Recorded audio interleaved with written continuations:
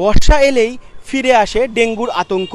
শহরে যেখানে ডেঙ্গু রোধে বিভিন্ন রকম প্রচার চালানো হয়, সেখানে শিলিগুড়ির বিভিন্ন থানার বাইরে জমে রয়েছে বাজেয়াপ্ত করা গাড়িগুলো, আর সেখানেই বাড়ছে বিপদের আশঙ্কা। বছর পর বছর এই গাড়িগুলোতে জমছে জল, আর এখান থেকেই জন্ম নেওয়ার আশঙ্কায় মারণ ডেঙ্গু মশার। বর্ষা নামতেই ডেঙ্গুর আশঙ্কা গ্রাস করছে শহরবাসীকে। তবে ডেঙ্গু ঠেকাতে শুধুই সচেতনতা নয়, জরুরি প্রশাসনিক উদ্যোগও।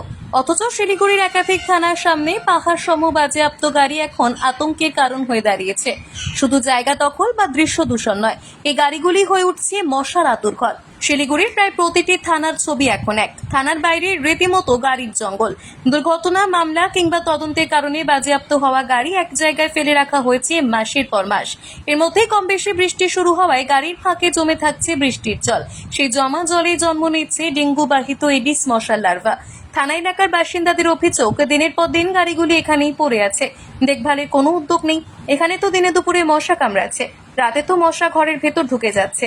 বর্ষা এলেই প্রতি বছর তাদের আতঙ্কে কাটাতে হচ্ছে। এ ধরনের জলের জমা খুবই বিপজ্জনক। এতে দ্রুত জন্ম নেয় এডিস মশা, ফলে শহরে বড় আকারে ডেঙ্গু সংক্রমণ ছড়িয়ে পড়তে পারে বলেও আশঙ্কা প্রকাশ করছেন চিকিৎসকেরা। আপনি যেটা বলছেন, বিভিন্ন জায়গায় গাড়ি সিজ করা গাড়ি আছে, গাড়ি যদি থাকে সেটা শুধু ফেলে রাখলে তো হবে না, ওটা রক্ষণাবেক্ষণও করতে হবে যাতে জল না জমে। এগুলোতে যদি জল জমে থাকে, ডেফিনেটলি যদি মশা ডিম পারে, সেই মশা থেকে লার্ভা থেকে তৈরি হবে, মানে ওই পার্টিকুলার ডেঙ্গুর জীবাণু যদি থাকে মশার মধ্যে, ওই মশাবাহিত রোগগুলো ছড়াবে। তো ডেঙ্গির ক্ষেত্রে তো এটা নিয়মই হলো যে কোথাও জল জমতে দেওয়া যাবে না। মশা তো আর বেছে বেছে বাড়িতে বা কারো কোনো অফিসে বা কিছুতে হবে না। তো বাড়িটার দেখার দায়িত্ব কিন্তু একজন নাগরিকের নিজের, সেটা তো বাইরের লোক এসে দেখতে পারবে না, কিন্তু বাইরেরটার দেখার দায়িত্ব কিন্তু ডেফিনেটলি যারা কর্তৃপক্ষ তাদের। বিষয়টি নিয়ে চিন্তিত পুরসভাও। জঞ্জাল অপসারণ বিভাগের মেয়র পারিষদ মানিক দে জানান, এই বিষয়টা নিয়ে আমরা পুলিশের সঙ্গে ইতিমধ্যেই বৈঠক করেছি। তারা ব্যবস্থা নেওয়ার আশ্বাস দিয়েছেন, প্রয়োজনে ফের পুলিশ প্রশাসনের সঙ্গে বসা হবে। যে গাড়িগুলোকে ওনারা সিজ করেছে এবং এনজিপি থানা, ভক্তিনগর থানা এবং বিভিন্ন জায়গায় এরকম যত সিজ করে রাখে, সেই গাড়িগুলোকে ওনারা যেভাবে রাখে, সেখানে জঙ্গল, সাপকোপের ব্যাপার থাকে। সেখানে এই ডেঙ্গুর সময় সব থেকে বেশি ভয় যেটা, আমাকে ডেঙ্গুটাকে নিয়েই বিশেষ করে ওনাদের সঙ্গে যে বসা আমাদের। এমন এমন গাড়ি যেগুলোর ভেতরে আমরা ঢুকতেও পারবো না, সেখানে জল জমারও একটা বিষয় থাকে।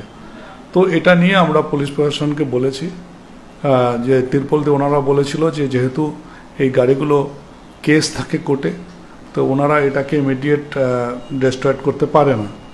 তো সেই ক্ষেত্রে ওনাদেরকে বলা হয়েছে হয় তিরপল দিয়ে সেটাকে ঢেকে দিতে হবে, জল ক্লিন করে তিরপল দিয়ে ঢেকে দিতে হবে, এবং তিরপল দিয়ে এমনভাবে ঢাকতে হবে, ওরকমভাবে ঢাকলেও হবে না যে দেখা গেলো তিরপলের মধ্যেই জল জমে থাকলো। থানার মতন সংবেদনশীল এলাকা যদি ডেঙ্গুর আতুরঘরে পরিণত হয়, তবে প্রশ্ন ওঠে প্রশাসনিক পরিকল্পনা নিয়ে। তবে এখন থেকে যদি ডেঙ্গুর উপর কাজ না করা হয়, তবে বর্ষার মাঝামাঝি সময় পরিস্থিতি আরও ভয়াবহ হবে বলেই মনে করছে চিকিৎসকরা। ক্যামেরায় শানুর সঙ্গে মোহন, পাহাড়িয়া টাইমস।